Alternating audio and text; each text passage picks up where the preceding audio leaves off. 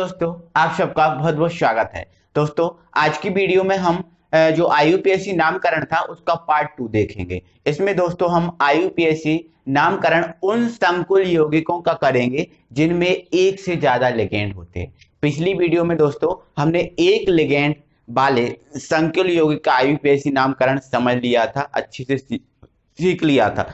लेकिन दोस्तों हमने दो लिगेंडों वाले किसी संकुल यौगिक का आईयूपीएसी नामकरण नहीं समझा था, तो आज हम वही चीज समझेंगे। लेकिन दोस्तों ये चीज तभी समझ में आएगी तब आप पिछली वाली वीडियो को देख लोगे, एक लिगेंड वाले संकुल का आईयूपीएसी नामकरण कर लोगे, क्योंकि उसमें मैंने आपको नियम ही बताए थे, है ना। तो उसकी दोस्तों जो लिंक है वीडियो के डिस्क्रिप्शन में दी है, आप जाकर उसको देखो पहले, फिर आप इसको देखना, तो बहुत मजा आपको आएगा, है ना। तो ये दोस्तों आपको दिख रहे हैं कुछ दो लिगेंडों वाले संकुल यौगिक हैं, है ना। जिसमें देखो ये लिगेंड एक NH3 है, एक H2O, इसमें NH3NO2 है, इसमें H2OCl2 है, और इसमें दोस्तों तीन लिगेंड है ना। NH3 भी है, H2O भी है और Br भी है ना। तो इनका नामकरण हम कैसे करें, तो दोस्तों मैंने आपको पहले ही क्लियर कर दिया था।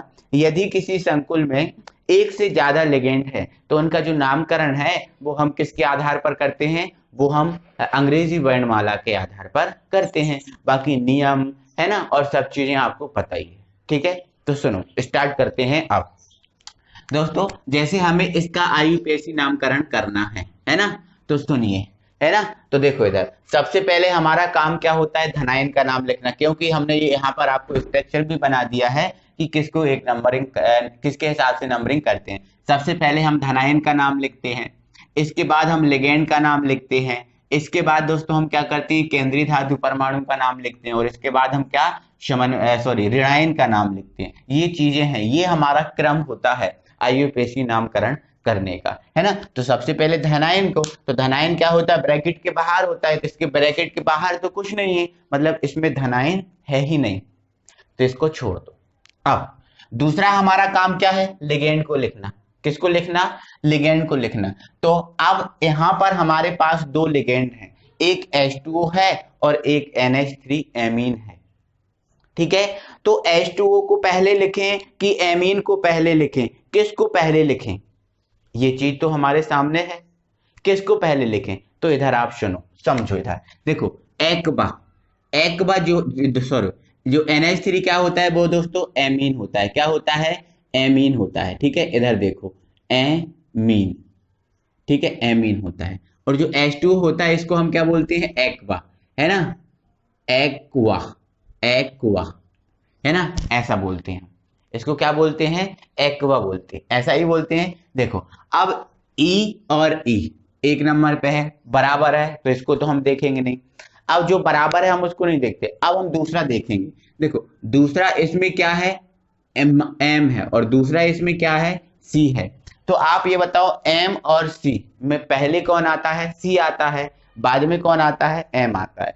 पहले C आता है मतलब एक्वा आपका है ना, वो पहले लिखाएगा, और जो एमीन है वो एमीन आपका बाद में लिखाएगा। ये चीज क्लियर है। तो एक्वा को फिर पहले लिखेंगे और एमीन को बाद में, क्योंकि अंग्रेजी वर्णमाला के आधार पर हम लिखते हैं, है ना। तो दूसरा नंबर कितना हमारा लिगेंड का है, तो पहले आप लिख लो इसको, है ना। तो इसको हम क्या बोलते हैं, एक्वा, तो हमने लिख दिया ये एक्वा। क्या लिख दिया, एक्वा।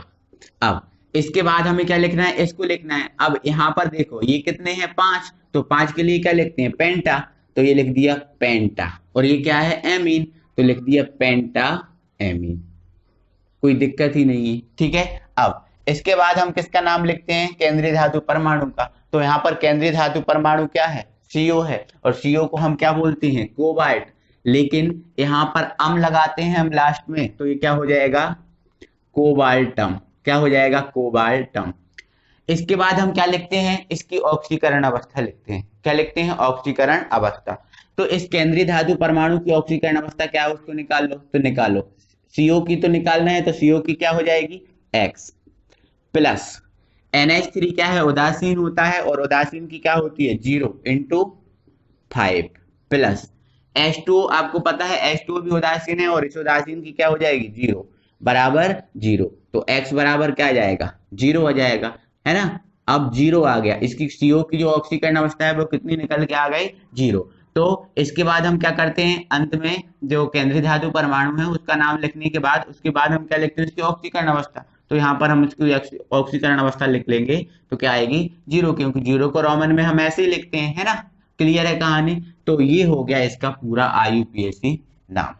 तो कुछ नहीं है दोस्तों, यदि आपको 2 लिगेंड भी आ गए तो उसका अंग्रेजी वर्णमाला के आधार पर कर दो, बस हो गया, उसका IUPAC नाम हो गया। ठीक है, अब इसका देख लो, इसमें कितने लिगेंड हैं, 2, NO2 और NH3। ठीक है, तो सबसे पहले धनायन का नाम, तो धनायन तो इसमें है नहीं, छोड़ दो इसको, है ना। अब इसके बाद हम किसका नाम लिखते हैं, लिगेंड का, है ना। तो ये है एमीन और ये है नाइट्रो। तो ये एमीन और ये नाइट्रो, है ना। तो ये ई से स्टार्ट हो रहा है और ये एन से स्टार्ट हो रहा है, समझ रहे हैं ना। ई और एन में पहले कौन आता है, ई आता है। तो पहले हम इसका नाम लिखेंगे और फिर इसका नाम लिखेंगे। ठीक है, चलो समझ लो, है ना। तो कितने एमीन है, 3 है ना, ट्राई है ना। तो आप क्या लिख दोगे, ट्राई एमीन, ट्राई एमीन। ठीक है, और NO2 कितने हैं, 3, है ना। NO2 को हम क्या बोलते हैं, नाइट्रो बोलते हैं। क्या बोलते हैं, नाइट्रो। ये 3 है ना, है ना। तो आप क्या लिख दोगे, कॉमा लगा दोगे, tri nitro, tri nitro, nitro. ठीक है, ओके। अब इसके बाद हम क्या किसका नाम लिखते हैं, केंद्रीय धातु परमाणु। तो केंद्रीय धातु परमाणु क्या है, कोबाल्ट। अब हम इसको क्या लिख देंगे, अम लगा के, कोबाल्टम, कोबाल्टम। ठीक है, अब इसके बाद हम क्या लिखते हैं दोस्तों, इसकी ऑक्सीकरण अवस्था लिखते हैं। तो ऑक्सीकरण अवस्था को आप निकालिए, है ना। देखो, हमें कोबाल्ट की निकालना है, तो X मान लो। NH3 उदासीन होता है तो 0 हो जाएगी, इंटू 3 प्लस NO2 पे 1 - चार्ज होता है, कितना होता है, 1 है ना। तो ये -1 इंटू 3 बराबर क्या हो जाएगा, 0। ये तो पूरा 0 ही हो जाएगा, इसका क्या हो जाएगा, -3 बराबर 0। तो X बराबर क्या हो जाएगा, प्लस का 3। अब इस प्लस के 3 को रोमन में हम कैसा लिखते हैं, 1 2 3 ऐसा लिखते हैं। ठीक है, तो ये हमारा इसका IUPAC नाम हो गया। वेरी इजी है दोस्तों, बस आप एक बार इसको अच्छे से समझ लो। ठीक है, चलो अब हम आगे बढ़ते हैं। ये हमारा कोई IUPAC नाम है, इसका हमें करना है। देखो, इसमें 2 लिगेंड है ना। एक है आपका ये और दूसरा है हमारा ये, है ना। एक है Cl और एक है H2, है ना। तो सबसे पहले हम धनायन, तो धनायन तो है नहीं, अब हमें लिगेंड। तो लिगेंड में H2O को पहले लिखेंगे Cl2 को, है ना। ये चीज है हमारे सामने। देखो, H2O को हम क्या बोलते हैं, एक्वा। और क्लोरीन को क्या बोलते हैं, सॉरी, क्लोरीन को हम क्लोरीन ही बोलते हैं। तो क्लोरीन को हम C से स्टार्ट करेंगे और एमीन को, देखो एमीन सॉरी एक्वा है, एक्वा को हम E से, एक्वा का E और क्लोरीन का C। तो E और C में कौन पहले आ रहा है, C पहले आ रहा है ना। तो पहले आप इसको लिखोगे और बाद में इसको लिखोगे, है ना। Cl कितने हैं, 2 है ना। तो क्या लिख दोगे, डाई, है ना। ठीक है, चलो स्टार्ट करें। ठीक है, तो देखो, सबसे पहले हमें C का नाम लिखना है। तो C कितने हैं, 2, 2 के लिए डाई। और C को हम, Cl को हम क्या बोलते हैं, क्लोरो। तो क्या हो जाएगा, डाई क्लोरो, डाई क्लोरो। फिर ये कितने हैं, 4, 4 के लिए हम क्या बोलते हैं, टेट्रा, कॉमा लगा देना, है ना, टेट्रा, है ना। और टेट्रा है क्या, एक्वा। तो लिखना पड़ेगा आपको टेट्रा एक्वा, है ना। और फिर ये क्या है, क्रोमियम, है ना। तो लिख दो आप क्रोमियम, क्रोमियम। ठीक है, अब हमें ऑक्सीकरण अवस्था लिखनी है। तो ऑक्सीकरण अवस्था निकालो, है ना। Cr की निकालनी है, X मान लो, प्लस H2 की क्या होती है, पूरी 0 होती है, कोई दिक्कत नहीं, पूरा 0 कर दो। Cl, Cl की कितनी होती है, -1, है ना, -1। ये कितने हैं, 2। ठीक है, अब इस तरफ देखो, इस तरफ क्या है, NO3। और NO3 की कितनी होती है दोस्तों, इसको अभी बराबर 0 नहीं करना पड़ेगा, क्योंकि इसको भी लिखना पड़ेगा। ठीक है, चलो इसको मैं पूरा करता हूँ एक बार, है ना। इसकी मान ली X, H2 की 0 होती है, इंटू कितना, 4, प्लस Cl की कितनी होती है, -1 इंटू में 2, है ना, प्लस NO3 की कितनी होती है, -1 बराबर 0। X ये तो पूरा 0 हो गया, इसका इसमें मल्टीप्लाई कर लो तो ये -2 हो गया, है ना। अब प्लस माइनस का मल्टीप्लाई इसमें कर लो तो ये -1 हो गया बराबर 0। -2 और -1 कितना हो गया, कितना हो गया, ये हो गया -3 बराबर 0। इसको इस तरफ ले जाओ, x बराबर हो जाएगा -3। अब -3, नो नो दोस्तों, +3 होगा, ये इस तरफ जाएगा तो x बराबर +3, है ना। तो इस +3 को रोमन में कैसे लिखें, 1 2 3 ऐसे ही लिखोगे ना। तो इसकी जो ऑक्सीकरण अवस्था आ गई है वो कितनी आ गई है, +3, मतलब ऐसे, समझ गए ना।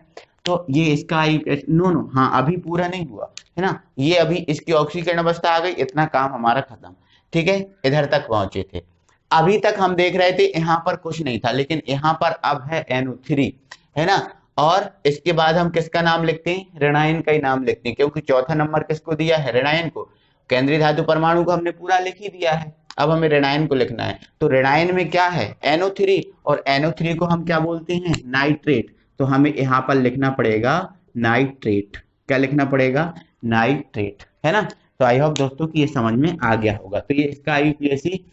अब दोस्तों हम इसका देखते हैं। इसमें आप देखो, इसमें 3 लिगेंड है, 1 2 3, है ना। तो अब इन तीनों में से हम पहले किसको लिखेंगे, ये चीज हमारे सामने आनी चाहिए। ठीक है, तो देखो इधर सबसे पहले तो धनायन का नाम लिखते हैं। तो धनायन तो इसमें है नहीं, तो वो तो हमारी चीज खत्म ही है। अब हमें किसका नाम लिखना है, लिगेंड का। तो हमें लिगेंड का नाम लिखना है, लेकिन इसमें लिगेंड कितने हैं, 3।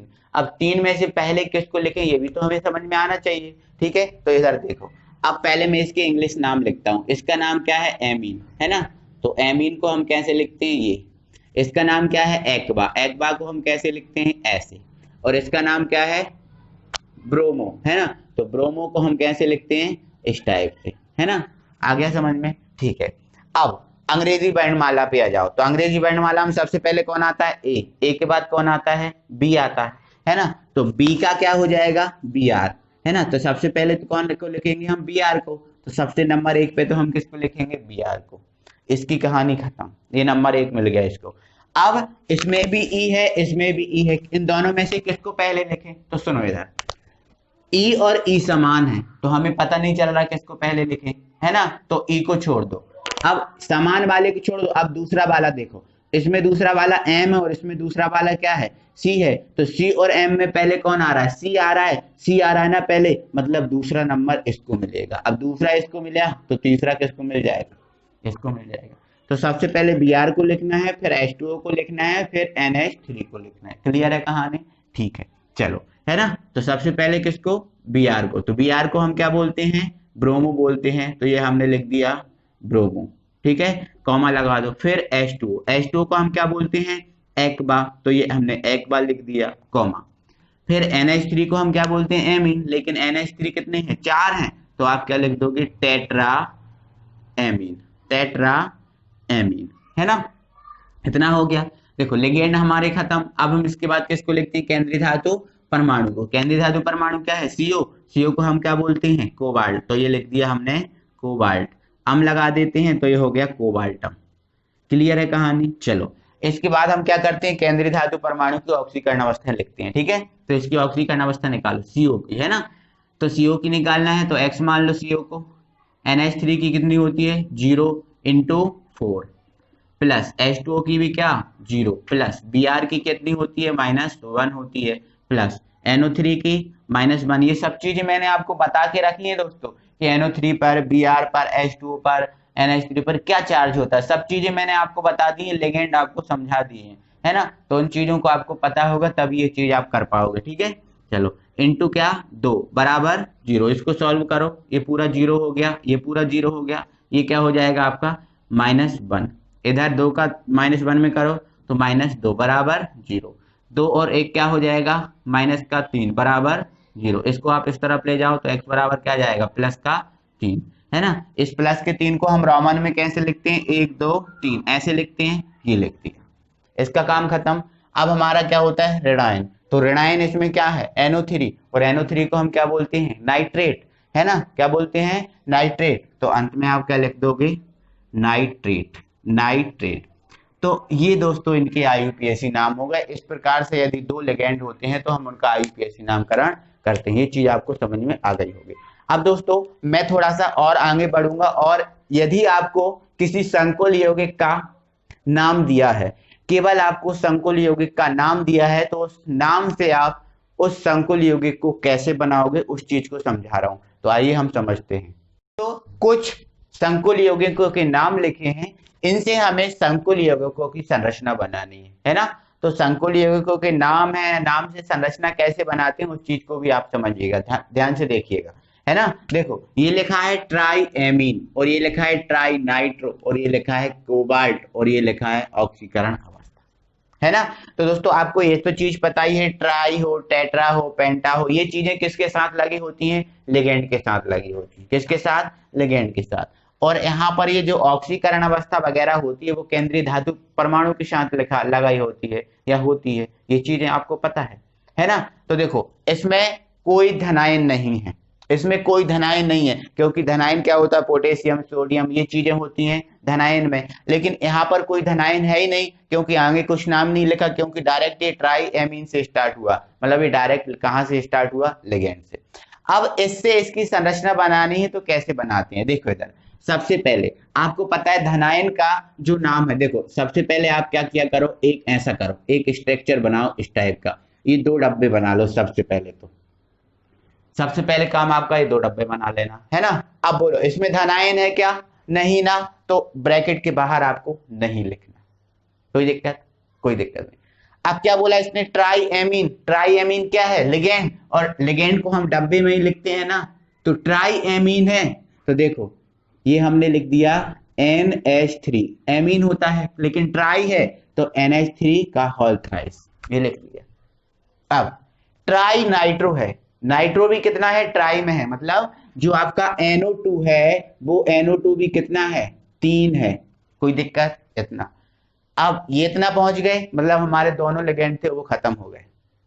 अब हमारे पास कौन आया, कोबाल्ट, है ना।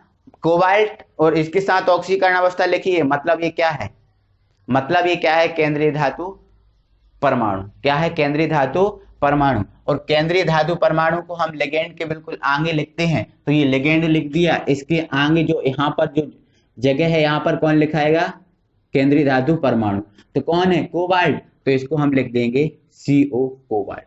इसकी ऑक्सीकरण अवस्था कितनी है, 3 है, तो बिल्कुल 3 है। देखो NH3 की तो 0 होती है, NO3 की कितनी होती है, 1, कितने हैं, 3 है, तो ये 3 हो जाएगी। समझ में आपको आया।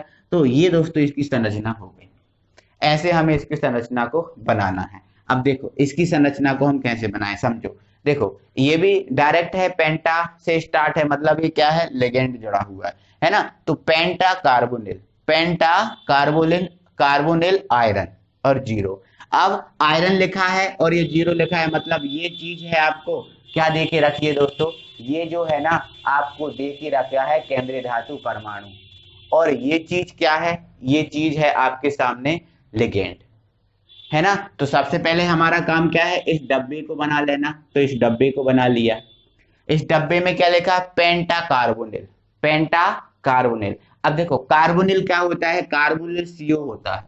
दोस्तों आपको बता देता हूं, CO कोबाल्ट भी होता है और CO है ना वो कार्बोनिल भी होता है, ठीक है। तो इसने क्या बोला है, पेंटा कार्बोनिल, मतलब जो CO है वो CO कितना है, 5 है ना। ध्यान रखना है दोस्तों, जब जो CO है केंद्रीय धातु परमाणु के रूप में है तो इसको हम बोलते हैं कोबाल्ट, और जब ये CO लिगेंड के रूप में है तो इसको हम क्या बोलते हैं, कार्बोनिल, क्या बोलते हैं, कार्बोनिल, है ना। ठीक है, अब यहाँ पर ये चीज लिगेंड रूप में है, क्योंकि पेंटा कार्बोनिल बोला है ना, तो मतलब लिगेंड रूप में है, 5 है, तो ये CO और ये लिख दिया हमने 5। इसके बाद क्या है, इसके बाद है ये केंद्रीय धातु परमाणु, तो केंद्रीय धातु परमाणु को हम लिगेंड के आगे लिखते हैं, है ना। तो क्या है, आयरन मतलब Fe, तो ये लिख दिया Fe। अब इसकी ऑक्सीकरण अवस्था कितनी है, 0 है, तो कोई दिक्कत नहीं है, 0 ही है, क्योंकि जो CO होता है दोस्तों वो CO उदासीन होता है। कैसा होता है, उदासीन। अब उदासीन होता है जिसकी ऑक्सीकरण अवस्था 0 आएगी, तो टोटल 0 ही हो जाएगा। तो ये इसका संरचना हो गई, ठीक है। अब इस पे बात करो, है ना। तो सबसे पहला हमारा काम है एक डब्बा बना लो सबसे पहले, तो ये डब्बा हमने बना लिया, है ना। हेक्सा एक्वा, ये भी हेक्सा पेंटा ये चीज से स्टार्ट है, मतलब ये भी किससे स्टार्ट है, लिगेंड से स्टार्ट है ना। तो हेक्सा एक्वा, तो लिगेंड को हम यहाँ लिखते हैं ना ब्रैकेट के अंदर, हेक्सा एक्वा है, एक्वा मतलब H2O, कितने में, हेक्सा में, हेक्सा मतलब 6, ये लिख दिए। फिर क्रोमियम, फिर ऑक्सीकरण अवस्था, मतलब ये क्या है, केंद्रीय धातु परमाणु है, केंद्रीय धातु परमाणु क्या है, क्रोमियम, तो क्रोमियम मतलब Cr, ठीक है।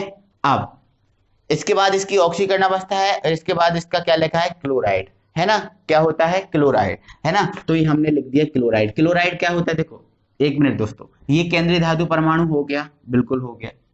अब केंद्रीय धातु परमाणु के बाद कौन आता है, ऋणायन परमाणु, और ऋणायन परमाणु को हम इस तरफ लिखते हैं, तो मतलब इसके बाद जो चीज ये लिखी है ये ऋणायन है। क्या है? ऋणायन। और ऋणायन को हम इसके इस तरफ लिखेंगे, तो हम इसके इस तरफ लिखेंगे तो ये क्या है? क्लोराइड। और क्लोराइड मतलब क्या होता है? Cl। क्या होता है? Cl। तो हमने लिख दिया Cl। किंतु एक बात ध्यान देने वाली है दोस्तों, यहाँ पर जो ऑक्सीकरण अवस्था है वो कितनी है? 3 है। कितनी है? 3 है।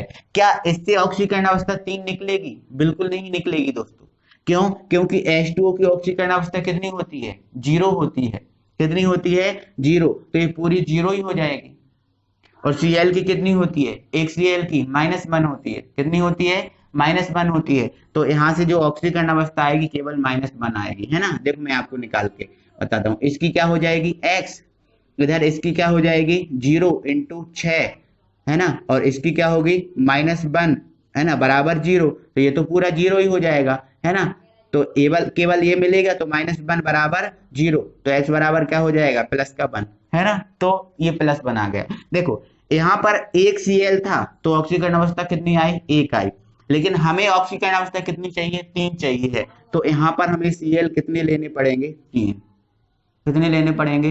3। तभी इसकी ऑक्सीकरण अवस्था 3 आएगी, नहीं तो 3 नहीं आएगी। तो दोस्तों ये चीज भी आपको ध्यान देने वाली बात है ना। देखो इसमें तो बहुत सिंपल था तो हमने बता दिया, बट इसमें हमें बताना ये जरूरी है कि ऑक्सीकरण अवस्था कैसे आएगी 3, है ना, और किस प्रकार से इसको हम 3 लेंगे, है ना। देखो एक क्लोराइड था, अब उसने तो क्लोराइड बोल दिया था, उसने ये तो नहीं बोला था कि 2 लो कि 3 लो।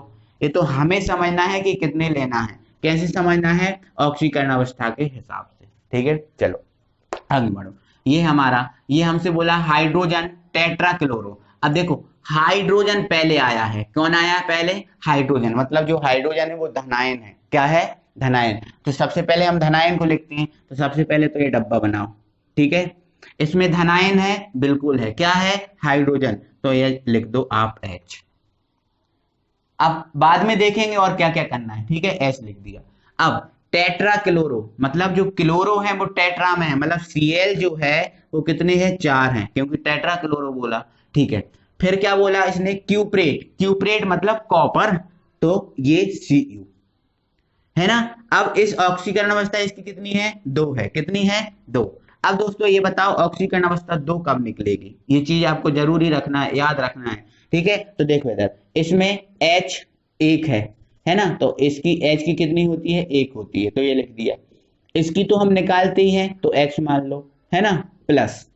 अब Cl की कितनी होती है? -1 और इंटू 4 बराबर 0। तो 1 + x -4 बराबर 0, है ना। क्या दोस्तों आप हमें ये बताओ, यहां से 2 निकल सकती है ऑक्सीकरण अवस्था? इसकी ऑक्सीकरण अवस्था कितनी है? 2 है। क्या 2 निकल सकती है? बिल्कुल नहीं, क्योंकि 4 में से हम 1 को घटाएंगे तो 3 बचेगा, और 3 इस तरफ आएगा तो +3 आएगा। बिल्कुल नहीं निकल सकती है।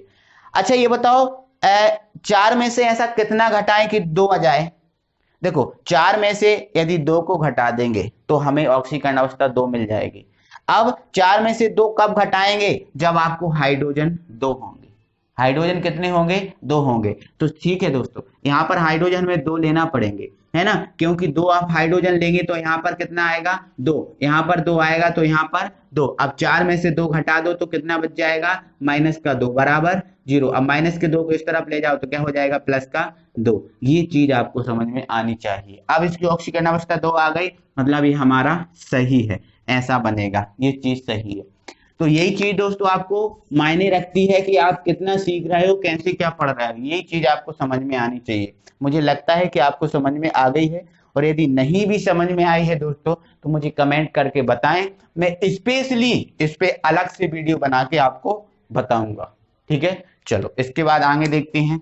अगला है हमारा दोस्तों पोटेशियम हेक्सा। अब दोस्तों यहाँ पर पोटेशियम आ गया, मतलब ये धनायन है ना। तो सबसे पहले हमारा डब्बा बनाने का काम, डब्बा पोटेशियम मतलब के, लिख लिया।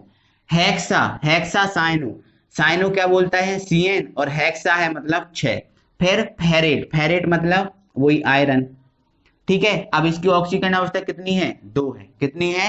2, है ना। अब यहाँ चीजों को समझना है। अब इसकी ऑक्सीकरण अवस्था 2 कैसे लिखें? अगर 2 ऑक्सीकरण अवस्था आएगी तो इनमें हमें क्या चेंज और करना पड़ेगा, ये चीज समझना है, ठीक है। तो देखो इधर देखो पोटेशियम की 1, इसकी तो निकालते ही हैं, तो x मान लो। Cn की कितनी होती है आपको मैंने बता दिया था लिगेंड में, -1 होती है, इनटू कितना 6 बराबर 0। तो 1 प्लस x और ये -6 बराबर 0, है ना। देखो अब 6 में से 1 घटाएंगे तो दोस्तों कितना बचेगा, 5 बचेगा, है ना। कितना बचेगा, 5। तो इसकी ऑक्सीकरण अवस्था कितनी निकलेगी, 5 निकलेगी। लेकिन हमें ऑक्सीकरण अवस्था कितनी चाहिए, 4 चाहिए। कितनी चाहिए, 4। तो दोस्तों सॉरी दोस्तों 4 नहीं चाहिए, 2 चाहिए। कितनी चाहिए, 2 चाहिए यहाँ पर, है ना। तो 6 में से ऐसा कितना घटाएं दोस्तों कि हमें 2 प्राप्त हो जाए। तो बताओ 6 में से 4 को घटाएंगे जब तो हमें 2 प्राप्त होगा। अब 4 कब घटेंगे, जब यहाँ पर 4 होगा। और यहाँ पर 4 कब होगा, जब यहाँ पर जो पोटेशियम है वो कितनी होंगे, 4 होंगे। तो यहाँ पर पोटेशियम हमें आपको कितने लेने हैं, 4 लेने हैं, तब यहाँ पर 4 आएगा। यहाँ पर 4 होगा तो यहाँ पर 4, और 6 में से जब 4 घट जाएंगे, है ना, तो कितना बच जाएगा, -2 बराबर 0। तो आप इसको इस तरफ ले जाओ, +2, है ना। +2 को रोमन में ऐसे ही लिखते हैं, मतलब इसकी ऑक्सीकरण अवस्था ये है। तो इस प्रकार से दोस्तों यदि आपको समकुल यौगिकों के नाम दिए हैं तो उसकी संरचना निकालना है, तो आपको इस प्रकार से निकालना होगा, ऐसे समझ के एक एक चीज को समझ के निकालना होगा। तो आई होप दोस्तों की वीडियो आपको अच्छा लगा है, मजा आया है। और दोस्तों इसके बाद में प्रैक्टिस के लिए मैं कुछ IUPAC नाम दूंगा, है ना। तो उनको आपको प्रैक्टिस के लिए आपको कर लेना है, कॉपी में लिख लेना है, उनको सॉल्व करना है, ठीक है। तो आई होप दोस्तों कि आपको वीडियो अच्छा लगा होगा, मजा आया होगा। तो दोस्तों वीडियो अच्छा लगा है तो वीडियो को लाइक कीजिए, शेयर कीजिए, है ना। और अभी तक आपने सब्सक्राइब नहीं किया हमारे चैनल को तो प्लीज चैनल को सब्सक्राइब करके बेल आइकन को ऑन कर लें। अगली वीडियो में फिर मिलते हैं, तब तक के लिए थैंक यू वेरी मच।